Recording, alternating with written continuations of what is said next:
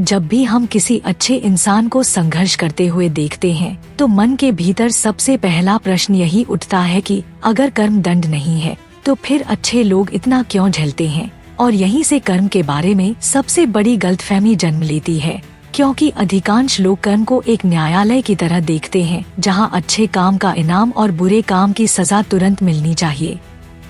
लेकिन सनातन दर्शन कर्म को किसी न्यायाधीश की तरह नहीं बल्कि एक अत्यंत सूक्ष्म ब्रह्मांडीय नियम की तरह देखता है, जो न तो भावनात्मक है न ही व्यक्तिगत बल्कि चेतना के विकास से जुड़ा हुआ है। कर्म दंड नहीं है, कर्म परिणाम भी नहीं है, कर्म तो स्मृति है, चेतना की स्मृति, आत्मा की स्मृति। और यही कारण है कि अच्छे लोग अक्सर चुपचाप संघर्ष करते हैं, क्योंकि उनका संघर्ष किसी पाप का फल नहीं बल्कि उनकी चेतना के विस्तार की प्रक्रिया होता है।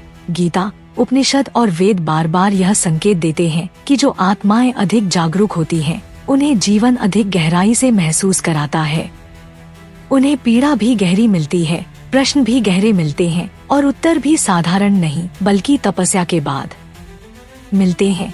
साधारण चेतना वाले व्यक्ति को कर्म केवल घटना की तरह दिखता है, लेकिन बुद्धिमान और संवेदनशील व्यक्ति को कर्म अनुभव की तरह दिखता है। और यही कारण है कि अच्छे लोग हंसते कम हैं, सहते अधिक हैं और बोलते कम हैं, क्योंकि वे जानते हैं कि हर पीड़ा उन्हें तोड़ने नहीं बल्कि भीतर से शुद्ध करने आई है। सनातन मनोविज्ञान कहता है कि कर्म 3 स्तरों पर कार्य करता है, स्थूल, सूक्ष्म और कारण।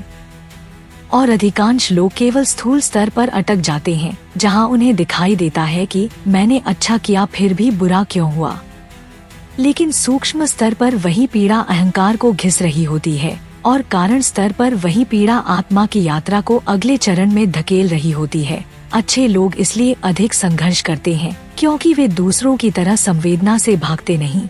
वे दर्द को नशे, क्रोध या अहंकार से ढकते नहीं बल्कि उसे महसूस करते हैं। और जो व्यक्ति दर्द को पूरी तरह महसूस करता है वही वास्तव में कर्म से मुक्त होने की दिशा में चलता है। महाभारत में युधिष्ठिर इसका सबसे बड़ा उदाहरण है। धर्म के मार्ग पर चलने के बावजूद उन्होंने वनवास झेला, अपमान झेला, अपने प्रियजनों को खोया, क्योंकि उनका जीवन किसी आराम की कहानी नहीं बल्कि धर्म की परिपक्वता की प्रयोगशाला था। सनातन दर्शन में यह स्पष्ट कहा गया है कि जो आत्मा अधिक सक्षम होती है उसे ही कठिन पाठ दिए जाते हैं, क्योंकि ब्रह्मांड किसी को तोड़ने के लिए नहीं बल्कि जगाने के लिए चुनौतियां देता है। अच्छे लोग इसलिए भी चुपचाप पीड़ा सहते हैं क्योंकि उनमें करुणा होती है। वे जानते हैं कि उनका क्रोध किसी और को जला देगा, उनका रोना किसी और को कमजोर कर देगा, इसलिए वे भीतर ही भीतर जलते रहते हैं। और यही भीतर की आग उन्हें साधारण मनुष्यों से अलग बनाती है। कर्म का सबसे बड़ा भ्रम यह है कि लोग सोचते हैं कि हर पीड़ा पिछले जन्म के पाप का परिणाम है, जबकि सनातन दृष्टि यह कहती है कि कई बार पीड़ा पिछले जन्म के ज्ञान का परिणाम भी होती है। जिस आत्मा ने पहले बहुत कुछ समझ लिया उसे इस जन्म में कम भ्रम लेकिन अधिक अकेलापन मिलता है। अच्छे लोग इसलिए भी संघर्ष करते हैं क्योंकि वे भीड़ की चेतना में फिट नहीं बैठते, वे झूठे समझौते नहीं करते, वे अपनी आत्मा को बेचकर सुविधा नहीं खरीदते। और यही ईमानदारी उन्हें जीवन में बार बार कठोर परिस्थितियों के सामने खड़ा कर देती है। कर्म उन्हें सजा नहीं देता, कर्म उन्हें तैयार करता है उन जिम्मेदारियों के लिए जो साधारण आत्माएं संभाल नहीं सकती। सनातन मनोविज्ञान यह भी कहता है कि जो व्यक्ति भीतर से शुद्ध होता है उसका जीवन बाहर से अस्त व्यस्त लगता है, क्योंकि बाहरी स्थिरता अक्सर भीतरी जड़ता का संकेत होती है और जो आत्मा गति में होती है वह जीवन को हिलाती रहती है। अच्छे लोगों का संघर्ष इसलिए भी गहरा होता है क्योंकि वे अपने कर्मों के बीज तुरंत नहीं काटते, वे दूसरों के हिस्से का दर्द भी अपने भीतर समेट लेते हैं। और यही कारण है कि वे थक जाते हैं लेकिन टूटते नहीं। गीता का कर्मयोग यही सिखाता है कि कर्म फल से नहीं, चेतना से जुड़ा है। और जब कोई व्यक्ति कर्म को पूजा बना लेता है तो जीवन उसे परीक्षा बना देता है। यह वीडियो आपको यह समझाने के लिए नहीं है कि पीड़ा अच्छी है, बल्कि यह दिखाने के लिए है कि पीड़ा व्यर्थ नहीं है। और यदि आप एक अच्छे इंसान हैं और फिर भी जीवन आपको बार बार झुका रहा है, तो इसका अर्थ यह नहीं कि आप गलत हैं, बल्कि यह कि आप चुने गए हैं उस मार्ग के लिए जहां आत्मा को चमकाने के लिए रगड़ा जाता है। अच्छे लोग इसलिए चुपचाप सहते हैं क्योंकि वे जानते हैं कि हर उत्तर शब्दों में नहीं, कुछ उत्तर अनुभव में ही मिलते हैं, और जो अनुभव से गुजरता है वही वास्तव में कर्म से ऊपर उठता है। यह समापन केवल कहानी को बंद करने के लिए नहीं है, बल्कि उस मौन सत्य को भीतर बैठाने के लिए है, जिसे समझ लेने के बाद जीवन को देखने की दृष्टि बदल जाती है।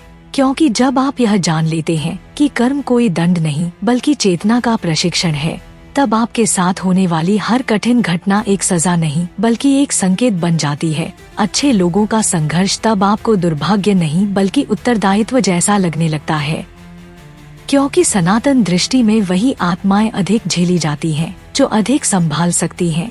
और यही कारण है कि जिन लोगों का हृदय कोमल होता है उन्हीं का जीवन कठोर दिखाई देता है। यह समझना अत्यंत आवश्यक है कि यदि आप भीतर से सच्चे हैं, संवेदनशील हैं, करुणामय हैं और फिर भी जीवन आपको बार बार गिरा रहा है, तो यह इस बात का प्रमाण नहीं कि आप असफल हैं, बल्कि यह प्रमाण है कि आप साधारण भीड़ का हिस्सा नहीं हैं। क्योंकि भीड़ को कभी गहराई में नहीं ले जाया जाता और कर्म केवल उन्हीं को गहराई में उतारता है जो सत्य को सहने की क्षमता रखते हैं।